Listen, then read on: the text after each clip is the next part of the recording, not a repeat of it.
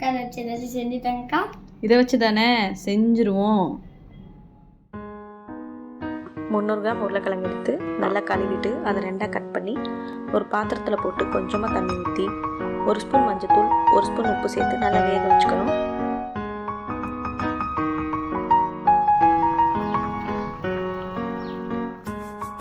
உருளைக்கிழங்கு வெந்தோடனே அதோட தோலை உரிச்சிட்டு உருளைக்கிழங்கை நல்லா மசிக்கணும்.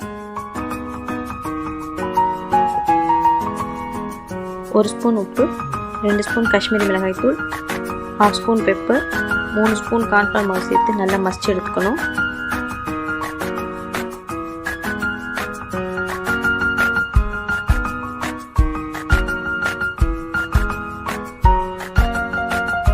நல்லா மசிச்சதுக்கப்புறம் ஒரு சில்வர் ஃபாயில் இல்லைன்னா பட்டர் ஷீட் எடுத்து அதில் கொஞ்சமாக ஆயில் அப்ளை பண்ணி நல்லா ஸ்ப்ரெட் பண்ணி விட்டுக்கோங்க.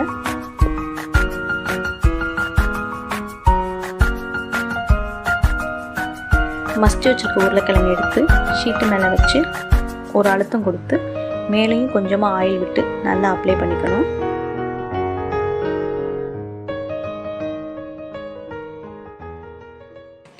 உங்களுக்கு எந்த ஷேப் பிடிக்குமோ அந்த ஷேப்பில் கட் பண்ணி எடுத்துக்கோங்க. நான் இன்றைக்கி ஃபிங்கர் சிப் ஸ்டைலில் தான் கட் பண்ணி எடுத்துக்க போகிறேன்.